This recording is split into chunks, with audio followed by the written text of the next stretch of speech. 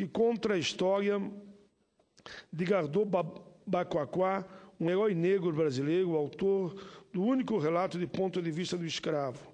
Eu quero cumprimentar todos que buscaram nas escritas essa história de Bacoaquá, autor do primeiro relato de um escravo no Brasil.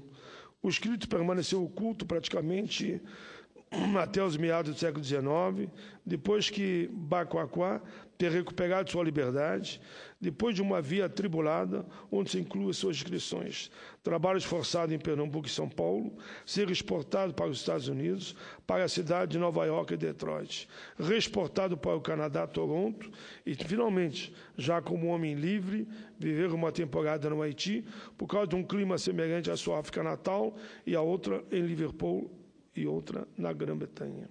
Essa intensa peregrinação do escravo, tornado homem livre, mostrou o aumento da sua consciência. Depois de mais 100 anos de sua existência, por iniciativa do professor de História pernambucano Bruno Veraz, com financiamento do Ministério da Cultura, o Brasil e do governo do Canadá, Bacoaquá foi aprisionado e vendido como escravo na África Central na primeira metade do século XIX. Onde depois, vivendo como um homem livre no Canadá, ele lembrou os horrores e as experiências dos navios negreiros. Ele disse: eu imagino que haja apenas um lugar mais horrendo que o porão de um navio negreiro. É o lugar para onde senhores de escravos e seus esbirros serão enviados um dia, escreveu Bacoaquá. Que aqueles indivíduos humanitários que são a favor da escravidão se coloquem no lugar do escravo, se coloquem no porão barulhento de um navio negreiro apenas por uma viagem da África às Américas, sem sequer experimentar mais que isso dos horrores da escravidão. Se não saírem abolicionistas convictos, então eu nada digo a favor da abolição. Aí ele vai descrevendo, senhor presidente, com muita capacidade, o que foi cada momento que ele passou como escravo e relata o que é viver num navio negreiro, o que é viver como escravo numa fazenda, o que é viver sob o tronco na senzala e sobre o açoite. Mas, enfim, senhor presidente, mais de 4 milhões de africanos, cerca de 40% de todas as pessoas traficadas através do Atlântico vieram para o Brasil, como destino, contribuindo de maneira decisiva para a identidade brasileira. É uma vergonha que a escravidão não seja estudada com profundidade no Brasil, diz ele. É um passado em que a classe dominante quer esquecer, mas é um legado que não pode ser ignorado por parte da população ainda marginalizada. Senhor presidente, aqui ele relata cada história, cada momento que são emocionantes. Ele diz no momento, quando estávamos prontos para embarcar para as Américas, fomos acorrentados uns aos outros e amarrados com corda pelo pescoço e assim arrastados para a beira-mar. Uma espécie de festa foi realizada em terra firme daquele dia. Não estava ciente de que essa seria a minha última festa na África. Feliz de mim que não sabia, relata Bacoaquá. Sua descrição do porão do navio negreiro é horripilante, senhor presidente. Aqui eu não vou lembrar, mas lembra ele que transportava de 400 a 500 pessoas, superlotação, muitos morriam e os corpos eram jogados ao mar, outros ficavam ali mesmo depois de mortos, sem serem deslocados do meio de outros tantos que estavam ali jogados. Bacoaquá, enfim, conta essa história. É uma história de horror, uma história difícil do que foi a escravidão no Brasil. Senhor presidente, como eu li toda a matéria, estou mais comentando Senador Paim. A história tão forte e que merece ser estudada e reproduzida pelos livros brasileiros. Pois não, Senador Paim. Capiberibe. Eu gostaria de trazer também algumas informações a respeito do tráfico de escravos, da escravidão não só no Brasil, na América. Calcula-se que nos 350 anos de escravagismo tenham sido capturados e transportados 12 milhões de africanos para a América. Desses, a metade morreu no caminho, dado a situação dos navios negreiros, né, de degradação, de alimentação, enfim. No Brasil, e os grandes transportadores de escravos foram os ingleses. Os ingleses dominaram o mar a partir do século XVI, XVII, XVIII, e promoveram e enriqueceram com o tráfico de escravos. E o dinheiro ganho com essa atividade resultou na Revolução Industrial. Quando as fábricas inglesas entraram em produção, eles passaram a necessidade de consumidores e não de escravos, né? E fizeram uma campanha para acabar com a escravidão na América, que resultou na Guerra de Seção Americana, o Sul agrário e o Norte industrial. O Norte impôs o fim da escravidão. E no Brasil, o Brasil foi o último país, o último reduto da escravidão. Esse tema aqui, o que aconteceu no Brasil com os africanos trazidos como escravos, é algo que precisa ser lembrado aqui nessa casa. Não só nessa casa, que a sociedade brasileira entenda, de fato, o que aconteceu. Em 1888, com a Lei Áurea, os escravos no Brasil passaram a ser cidadãos de direitos. Mas o que ocorre? Em 1889 vem a proclamação da República, 2 anos depois, 1891, a promulgação da primeira Constituição Republicana. E na primeira Constituição Republicana foram cassados os direitos políticos de 100% dos negros, porque na primeira Constituição Republicana os analfabetos perdem o direito de votar que tinham no Império. No Império os analfabetos votavam.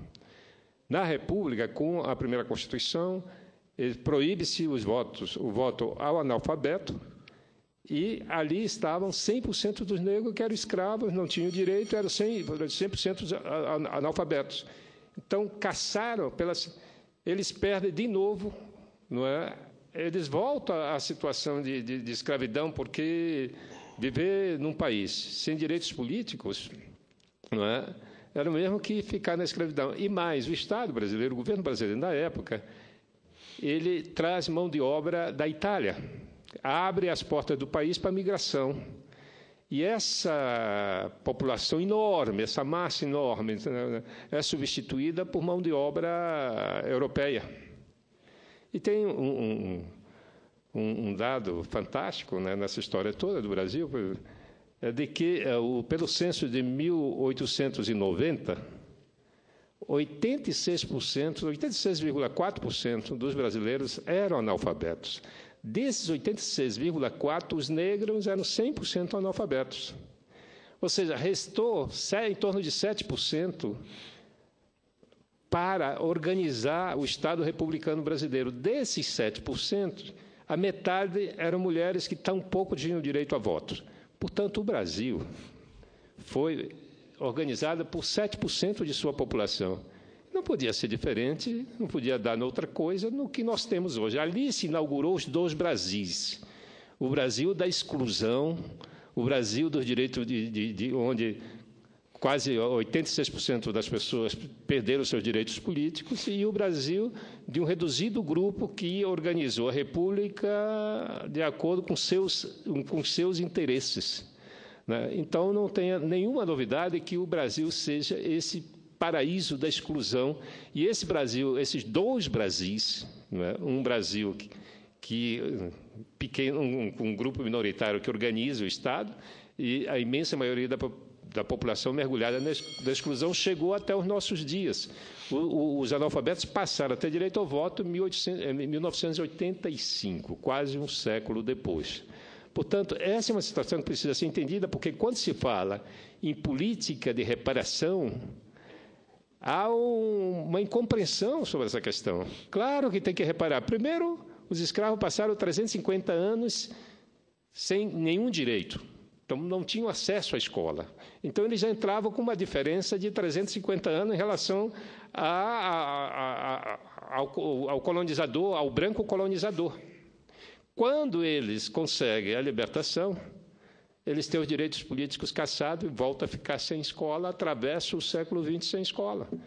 Então, é mais do que sensato que haja uma política de reparação, até porque toda a documentação do período escravocrata brasileiro foi queimada por Rui Barbosa, que está ali, olha, a sua imagem está aqui. A sua imagem meio que, né, paira dentro dessa casa. Mas foi Rui Barbosa que mandou queimar a documentação. Para quê? Para que não houvesse documentação capaz de mover ações judiciais, porque certamente essas pessoas, a partir do momento que elas ganharam o direito pleno, elas teriam o direito como tem direito hoje um trabalhador à indenização. Então, os negros africanos trazidos para o Brasil também teriam o direito. Como desapareceu toda e qualquer documentação, referência a esse período de escravidão em que viveram, então, eles ficaram sem poder recorrer à justiça.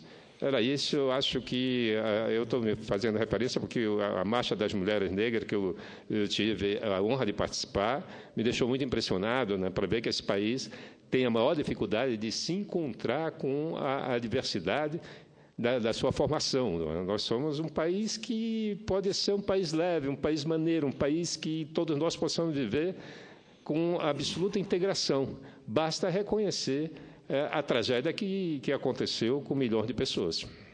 Senador Capiberibe, eu cumprimento Vossa Excelência, que fez um relato histórico brilhante, como sempre, e falando das mulheres negras e da marcha, o triste para a gente foi ver ainda que elas foram espancadas, gás de pimenta, tiro foram dados, bomba foram jogados na marcha das mulheres negras. Isso é inadmissível. Uma marcha tranquila, uma marcha de paz, uma marcha que caminhava simplesmente apresentando suas bandeiras principais das suas lutas, e de um momento para o outro começaram a ser agredidas. Isso é inaceitável. E por fim, senhor presidente, só complementando a informação que Vossa Excelência passa, quando houve a dita abolição, que até hoje nós falamos tanto, uma abolição não concluída, não foi assegurado aos negros o direito a estudar, não foi assegurado o direito a ter propriedade, e não foi assegurado o direito ao trabalho remunerado, ou seja, ao trabalho regulamentado, com ferramentas. Só podia dar efetivamente no que deu. E esse dado, eu reafirmo aqui, que infelizmente no Brasil, nós somos o último país do mundo, eu sempre tenho reafirmado isso, a abolir a escravatura. E dessa forma ainda, enquanto que outros tiveram direito, a nós foi concedida a abolição, desde que não tivesse nenhum direito. De fato... E 3 anos depois, esses direitos são cassados. Exatamente.